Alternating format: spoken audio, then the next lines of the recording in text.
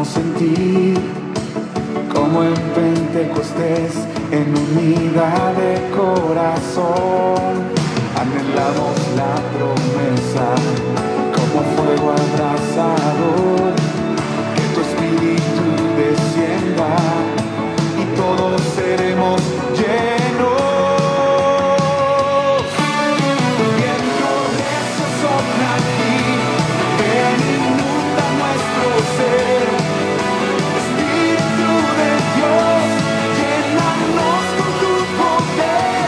Viento recio sopla aquí, abre los cielos otra vez. Como en Pentecostés, ven y llena este lugar.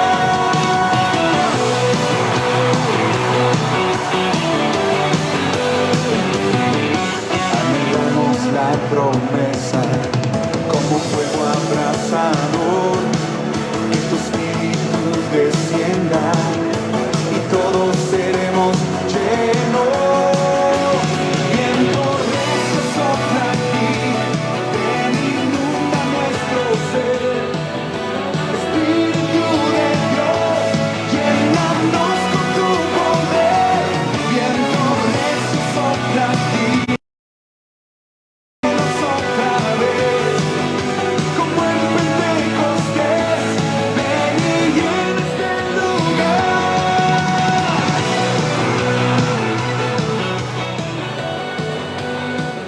Muy buenas tardes, noches, amados hermanos. Nuevamente los saludamos en el precioso nombre de nuestro Señor Jesucristo. Reciban saludos desde aquí, desde Chimbote, Perú. Reciban los saludos cordiales de su amigo y pastor Raúl Vargas. Ya estamos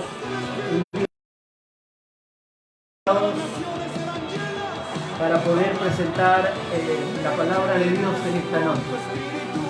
Con nuestra serie desde casa, ¿no? Desde casa. Hoy vamos a entrar a una casa donde hay una necesidad extrema, donde hay una crisis, donde hay un problema, donde puede haber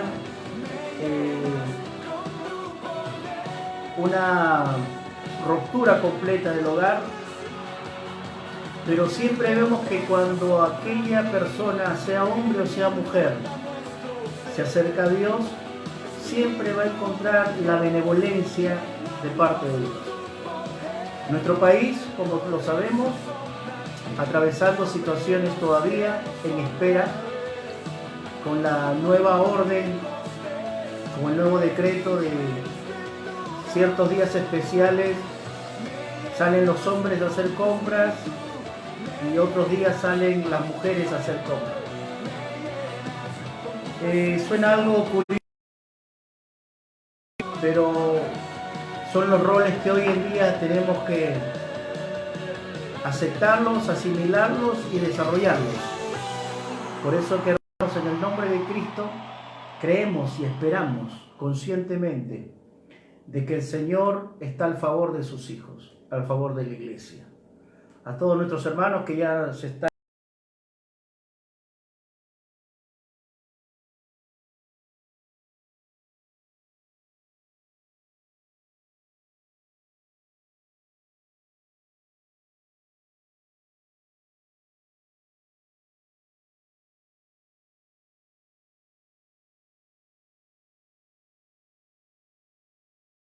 en YouTube, M6M Chimbote, ¿no?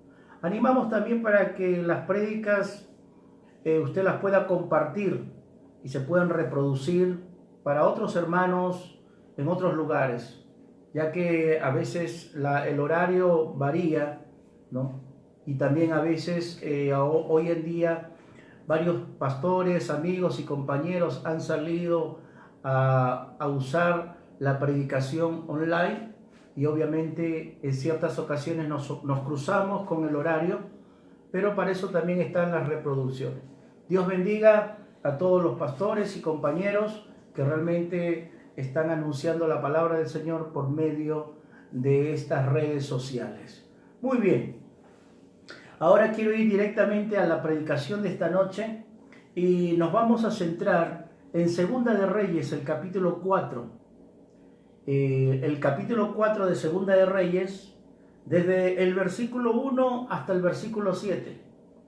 Voy a dar lectura a estos 7 versículos y luego voy a tratar de dividirlos para presentar en esta noche el marco contextual, el marco legal y el marco espiritual. Dios nos dé la sabiduría y la facilidad y la desplayez para que usted que nos está viendo pueda ser edificado completamente. En la gracia del Señor. Muy bien. Dice la Escritura, dice así en el capítulo 4, versículo 1. Según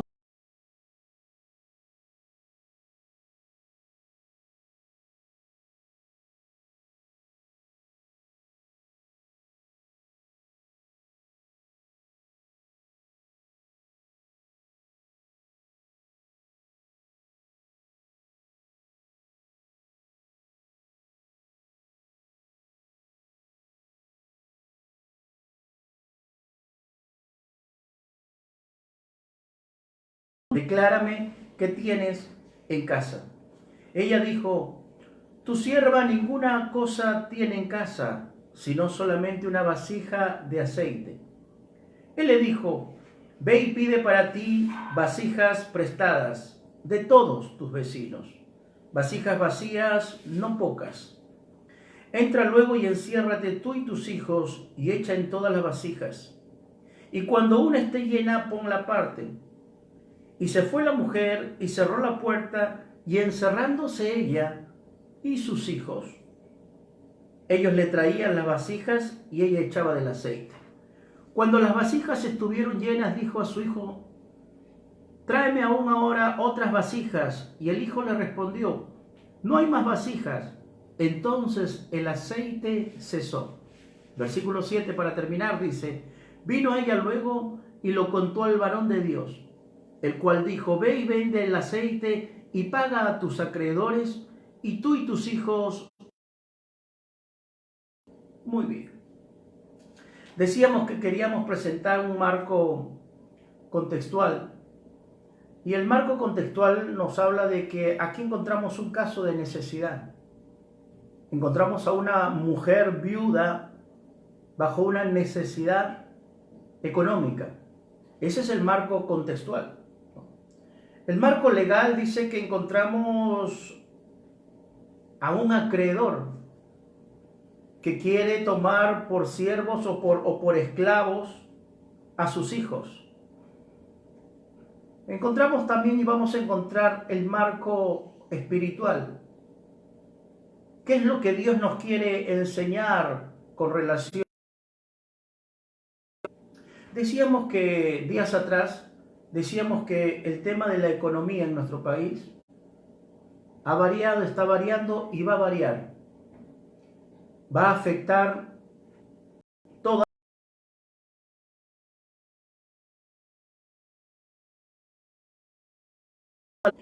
las estadísticas.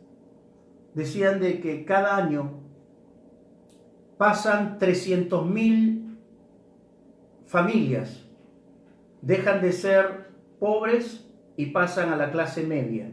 Cada año en el Perú, la estadística estaba arrojando que del nivel o del estatus social de pobreza pasaban 300.000 familias pasaban a ser clase media. Y de la clase media, cada año pasaban 10.000 familias a ser personas adineradas. Esta era una cadena con relación a la economía. Hoy en día, las cosas se han estabilizado, se han detenido, y hay una gran preocupación con relación a qué será del trabajo de mañana de cada uno, si seguirán en el trabajo o algunos los sacarán del trabajo, los obligarán a pedir sus renuncias, o si entrarán en contratos, quizás los sueldos serán rebajados. Hay una incertidumbre, Algunas personas están recomendando de que hay ciertos rublos en la economía que no van a funcionar por buen tiempo. Algunos están diciendo que hay empresas que ya van a tener que cerrar sus puertas. Y como este es un sistema, es una cadena, muchos son afectados en diferentes áreas. El marco contextual me habla de que una mujer de los hijos de los profetas clamó a Eliseo. Eliseo es un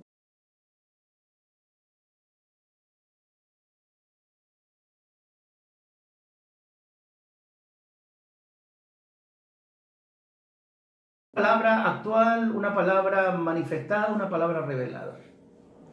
Dice que esta mujer va y le clama al profeta. Le dice: tu siervo, mi marido, ha muerto y ha venido el acreedor, dice así, para tomarse 2 hijos míos por siervo. Aquí entra la figura del acreedor. ¿Qué era un acreedor? Un acreedor era una persona autorizada para exigir el pago bajo un contrato o bajo un acuerdo. Era una persona que tenía la autoridad legal de poder exigir lo que la otra parte había recibido.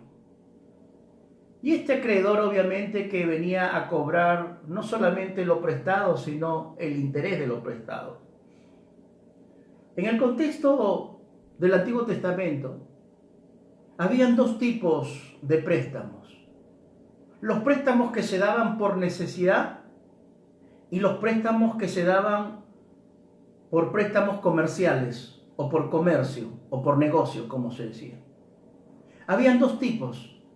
El préstamo que se le daba a alguien por necesidad y el préstamo que se le daba a alguien que es comercial. Los judíos y la ley de Moisés había establecido una forma muy particular. El préstamo y el que no pagaba el préstamo se convertía en un siervo o un esclavo. Pero en este caso, los esclavos judíos se convertían en jornaleros. No eran como los otros esclavos de otras naciones,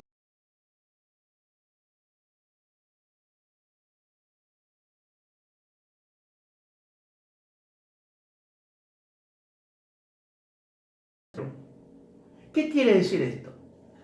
Que el esclavo judío no perdía 3 cosas fundamentales. No perdía su dignidad, no la perdía. No perdía su identidad, no la perdía. Y no perdía su protección. No lo perdía. Lo que sí tenía que trabajar para devolver lo prestado.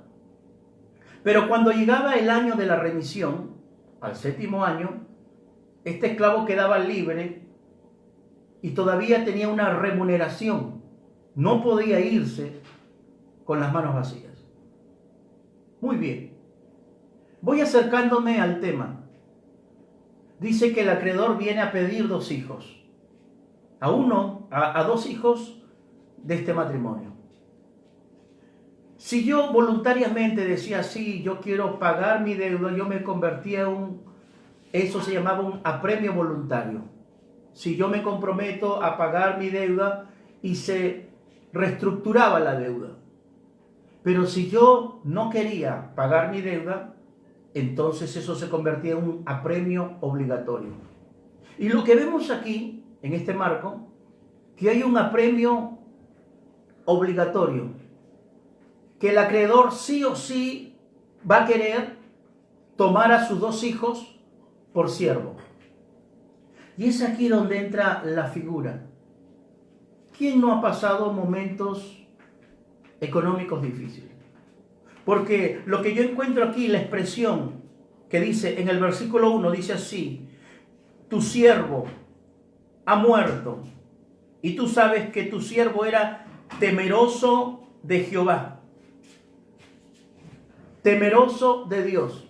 Un hombre temeroso de Dios, pero que deja a una familia endeudada. Un hombre que quizás descuidó sus finanzas. ¿Cuál es el primer pensamiento que quiero transmitirte? Es que la gente buena también pasa por angustias financieras. Y digo la gente buena por no tomar la palabra creyente o los cristianos, porque sé que hoy en día nos están viendo personas que también no son creyentes, que están simpatizando con el Evangelio. Y esa es una parte de que nos alegra a nosotros de seguir predicando la palabra por Facebook Live.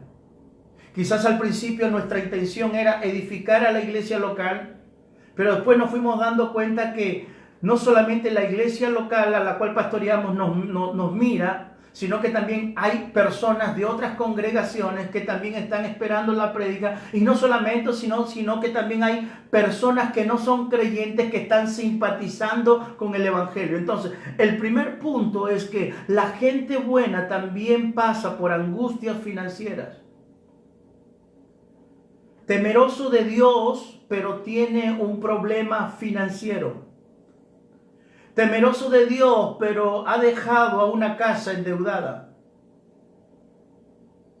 Estamos en un mundo completamente donde hoy todo es financiamiento. ¿Quién no está atravesando una deuda por comercio? ¿Quién no está atravesando una deuda por necesidad? Y en ocasiones a veces nos preguntamos, ¿por qué la gente se endeuda? ¿Por qué o el creyente o la persona en general a veces nos endeudamos? Quiero hacer una acotación. Algunos nos endeudamos. Cuando las personas se endeudan, dicen los especialistas que es por falta de educación financiera. No hay una buena administración de los ingresos. Y como estamos en un mundo global y consumista, donde uno de los factores es el ambiente comercial, ¿qué quiere decir aquello? Que las grandes empresas que fabrican artefactos domésticos, sí o sí tienen que ver la forma cómo vender sus artefactos, usando o el crédito o el efectivo, a corto, a mediano o a largo plazo. Eso ha creado que la sociedad actual viva en un ambiente consumista. Que todo lo que se presente, que todo lo que se dé, sea para un consumo. Y en ocasiones un consumo innecesario. Entonces, a veces, ¿por qué nos endeudamos? Porque no somos buenos administradores. Porque no tenemos esa educación financiera. Porque no sabemos administrar nuestros ingresos. Puede ser uno de los casos que le pasó a este temeroso de Dios, a este hombre que estaba con el profeta. Puede ser uno de esos temas. Lo otro puede ser por negligencia. De repente no calculó, no vio bien las cosas. Lo otro puede ser, a veces la gente se endeuda por vanidades. Y entonces los gastos comienzan a ser más excesivos que los ingresos. Escuchaba en estos días a un economista decir de que el gasto promedio para no afectar ni entrar en una deuda debe ser el 30% de nuestros ingresos. Quizás en ocasiones, hermano, amigo, nos falta esa administración financiera, que ya ahora en Cristo y en la palabra comenzamos a aprenderlo. Entonces, ¿cuál es el primer pensamiento dentro de este marco contextual?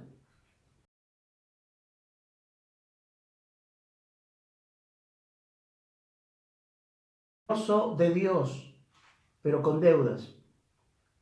Servidor de Dios, pero con deudas. Sierva de Dios, pero con deudas. La Biblia no registra el tipo de deuda o la forma como adquirió aquella deuda. Pero lo segundo que quiero llevarles es en el versículo 2. Y dice así: y Eliseo le dijo, ¿qué te haré yo? Declárame qué tienes en casa. Y ella le dijo, tu sierva Ninguna cosa tiene en casa, solamente una vasija de aceite. Acá viene el segundo punto. Hay dos palabras que en el versículo 1 y en el 2 se juntan. Dice que ella clama, le clama al profeta, a Eliseo le clama. En estos tiempos de necesidad, en estos tiempos de angustia financiera, la gente está clamando por una solución, está pidiendo una respuesta. Pero la iglesia, tú y yo, sabemos que el clamar no solamente es pedir o hablar, sino es que ponerle ahínco a mi tono de tal manera que se oiga más allá. Cuando la Biblia dice clama, no está diciendo habla o expresa, sino dale ahínco a tu tono, dale potencia, pero potencia con un tono, con un entorno o con un sentir fuerte. ¿Qué quiere decir? Que esta mujer no entró con una actitud noble en este sentido, sino que entró clamando.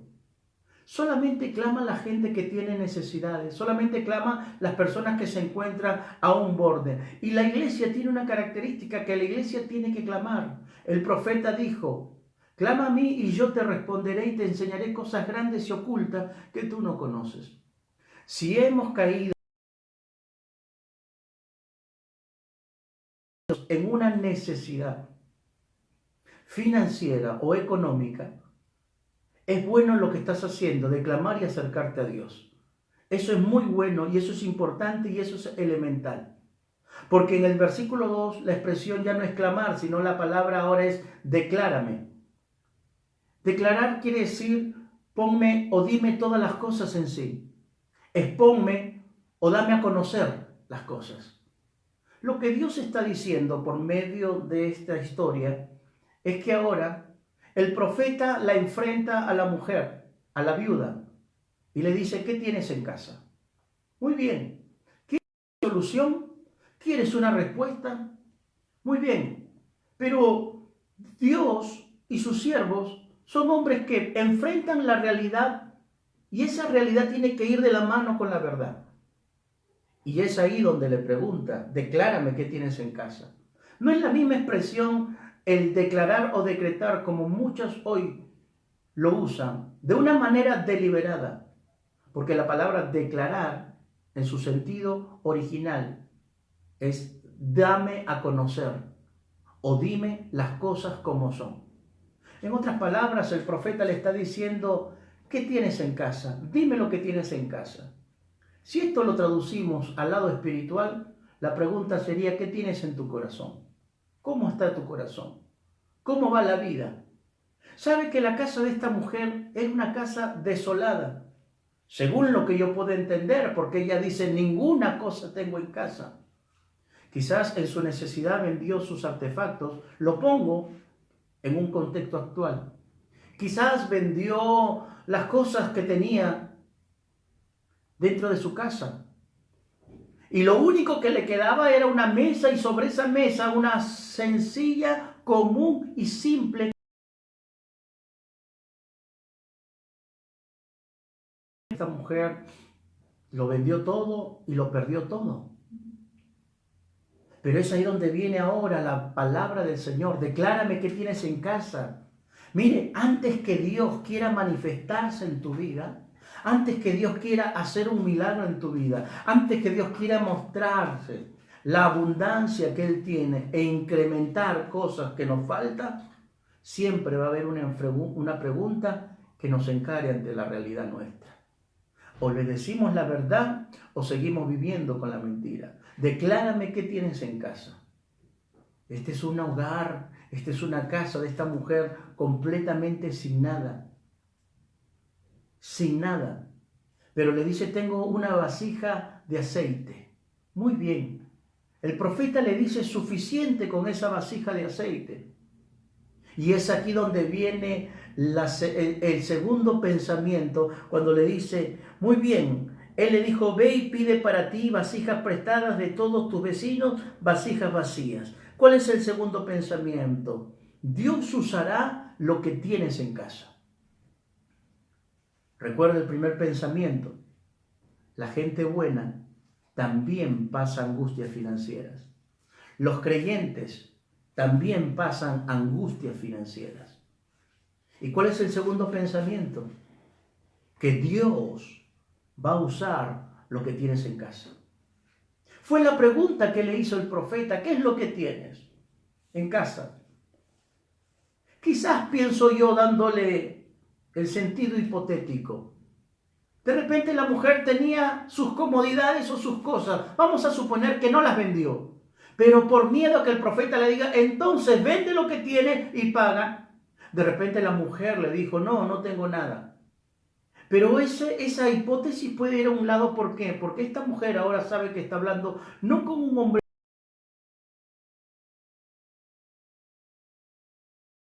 La expresión también cambia. En el versículo 2, cuando ella le dice, tu sierva. En el versículo 1, ella habla de una manera distante. Tu siervo. Pero ahora le dice ella, en el versículo 2, le dice, tu sierva. En otras palabras, ella también ya reconoce que con quien está hablando no es con un hombre común. A quien tú sirves no es un Dios creado por los hombres. A que tú y yo adoramos no es un Dios hecho de madera, ni al pensamiento de los hombres. Nosotros servimos a un Dios invisible pero real, que está al tanto de nuestra vida y tiene el control de todas las cosas. El segundo punto es que Dios quiere usar lo que tienes en casa. Eso es lo que Dios quiere usar en estos tiempos. ¿Qué es lo que tenía en casa esta mujer? Una vasija de aceite o una vasija con aceite. Lo perdió todo, menos, pero conservó la vasija. Si representamos la vasija de aceite como la presencia del Espíritu Santo, como la fe como arma espiritual, como ingrediente, como elemento, como don de Dios, como gracia venida del cielo, entonces esta mujer perdió todo menos la fe. Esta mujer perdió todo menos la presencia de Dios. Porque esa vasija de aceite representa simbólicamente el sentido espiritual. No podemos perder la fe en estos tiempos. No la podemos perder. Al contrario, en estos tiempos, ¿sabes qué tiene que suceder? La fe se tiene que incrementar. No uso la palabra aumentar, sino incrementar. Pero más que incrementar, la fe tiene que crecer. La fe tiene que crecer.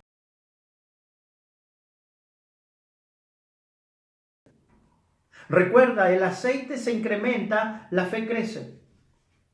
Cuando Jesús está con sus discípulos y les está hablando un tema del perdón, llega un momento en que los discípulos agarran y le preguntan, Señor, aumentanos la fe. Aumentanos la fe.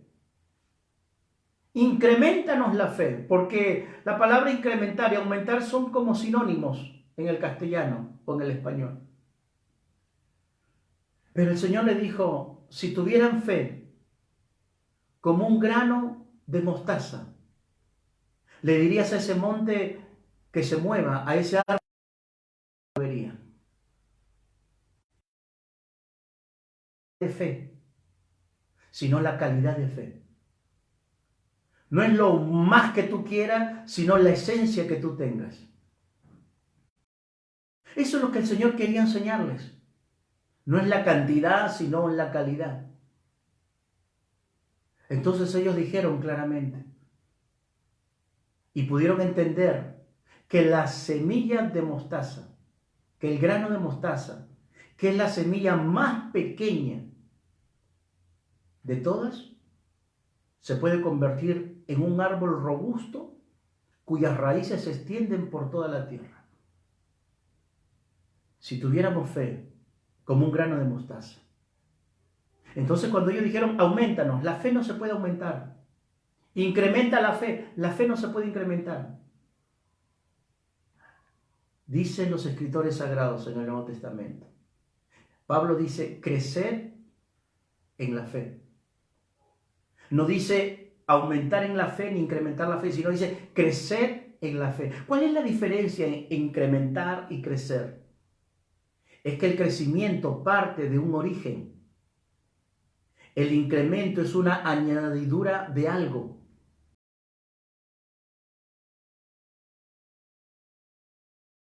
Mi fe tiene que crecer.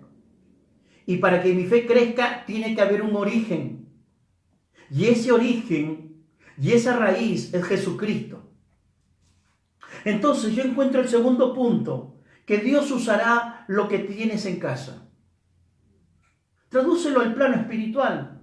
¿Qué es lo que tienes en tu vida? Talentos, dones, ministerio, virtudes, vocaciones, profesiones, habilidades. ¿Qué es lo que tienes en tu vida? Lo que tengas, aunque sea insignificante para ti, Dios lo va a usar en estos tiempos. Recuerda, fácilmente el profeta hubiese pedido algo que esté fuera de su casa para no añadirle más aflicción. Pero no, declárame qué tienes en casa. Y la mujer le dice de una manera sincera, solamente tengo una vasija de aceite, suficiente. No es lo mucho, sino es la esencia. No es la cantidad, sino la calidad. Esa calidad de fe que tenemos. Y la calidad de fe que tenemos está puesta en la persona de Cristo. De pronto dice el texto siguiente, dice así: entonces ve y pide para ti vasijas prestadas de todos tus vecinos, vasijas vacías, no pocas. Entra luego y enciérrate tú y tus hijos y echa en todas las vasijas, y cuando una esté llena, ponla aparte. En esta situación crítica, el profeta ahora le da el tercer pensamiento que quiero transmitirle. Muy bien, pide vasijas prestadas a tus vecinos. Quizás esta mujer ya había caído en la mala reputación de su economía.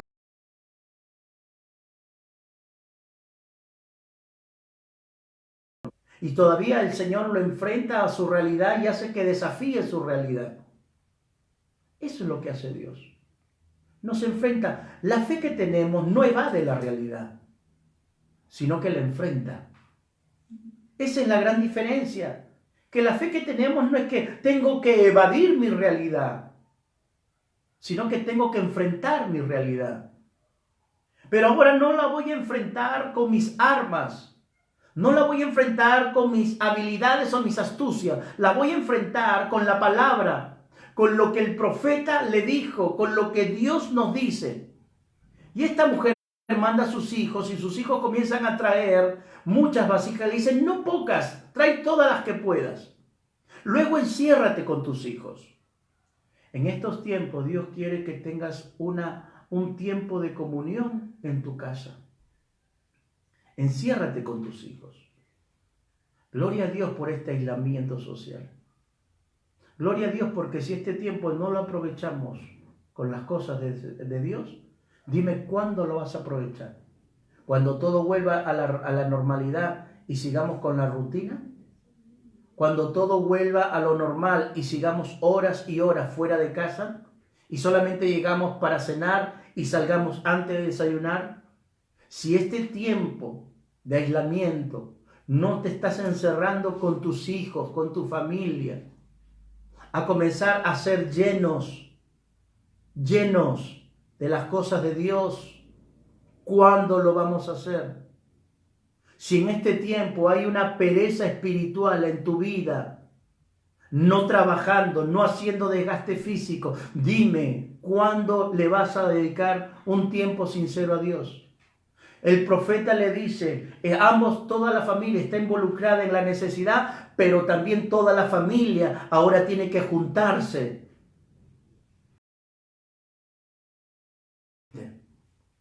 Este es un trabajo. Entonces, ¿cuál es el tercer punto? Dios quiere que tengas un tiempo de intimidad con tu familia, con tus hijos. Dios quiere eso. Hermanos, en el nombre de Jesús, iglesia, en el nombre del Señor, Hay que aprovechar estos tiempos, aunque a veces los días se sienten fatigados, aunque a veces el ambiente se siente hostil. Pero qué mejor tiempo para buscarlo para el Señor.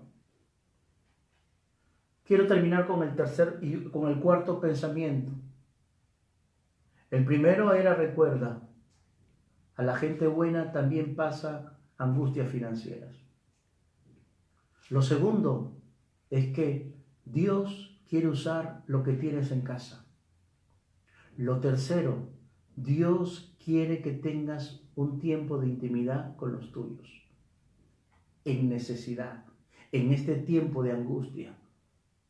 El profeta le dijo, enciérrate con tus hijos, olvídate del mundo exterior, enciérrate, o sea, concéntrate, medita. Y eso me trajo a la memoria cuando el Señor le dice y habla con relación a los hombres que oraban públicamente en las calles y en las plazas y se paraban y se detenían y hacían largas oraciones. Y el Señor dice más, tú no seas como ellos, sino que entra a tu aposento y cerrada la puerta, órale a tu Padre. La expresión cerrar la puerta y encerrarte en tu aposento quería decir, tengo un tiempo de comunión, tengo un tiempo de relación con Dios. Esta mujer obedece y ese es uno de los eslabones para ver la bendición. Esta mujer obedece y dice así el texto. En el versículo número estuvieron llenas, dijo a uno de sus hijos, tráeme otras vasijas. Y él le dijo, no hay más vasijas. Entonces el aceite se detuvo. Vino ella luego y lo contó al varón de Dios, el cual le dijo, ve y vende el aceite y paga a tus acreedores y tú y tus hijos vivan de lo que le queda. El cuarto pensamiento. La obediencia traerá siempre bendición. Así de sencillo. La obediencia traerá siempre bendición. Esta mujer obedeció, aunque su realidad no era la más apropiada, aunque su situación no era la más cómoda, aunque se enfrentó a una crisis, pero quien obedece tarde o temprano verá la bendición de Dios. Creemos, hermanos, que el Dios de esta mujer, el Dios de este profeta, el Dios del Antiguo Testamento, Dios nuestro. Jesús es el mismo, ayer, hoy y por los siglos de los siglos. Yo encuentro tres cosas acá. Una incrementación, una distribución y una multiplicación. Tres cosas en un milagro. Incrementación. El aceite creció, se incrementó, aumentó. Encuentro una distribución. Vasijas que eran llenas. Y encuentro una multiplicación. Mi Dios suplirá todo lo que nos falta, riquezas en gloria. No quiero terminar con el marco central en esta historia de parte de Dios. Encuentro dos atributos. La gracia de Dios, que es el favor inmerecido. Estos hijos iban a ser esclavos. ¿Sabes que hay una esclavitud espiritual más que una esclavitud financiera, más que una deuda financiera? El hombre que no tiene a Cristo está en deuda con el cielo. Hay una esclavitud espiritual causada por el pecado. Y es ahí donde se presenta la gracia de Dios, que es el favor inmerecido. Encuentro que aún en esta necesidad, Dios va a intervenir, Dios va a operar por medio de un milagro. Encuentro No solamente la gracia de Dios, sino que también encuentro la provisión de Dios. Dios es un Padre proveedor. Dios es un Padre que tiene el cuidado de nuestras necesidades. Pero recuerda también, todo aquel que se acercó con un corazón humilde, siempre recibió algo de Dios. No dejes de clamar, no dejes de seguir creyendo, que tu fe no se apague, que tu fe crezca, como creció el aceite dentro de las vasijas. El final de estos días, tus hijos tienen que ser como esas vasijas, llenas de la gracia, del favor, de la misericordia de Dios. Encuentro entonces una casa que no tenía nada y que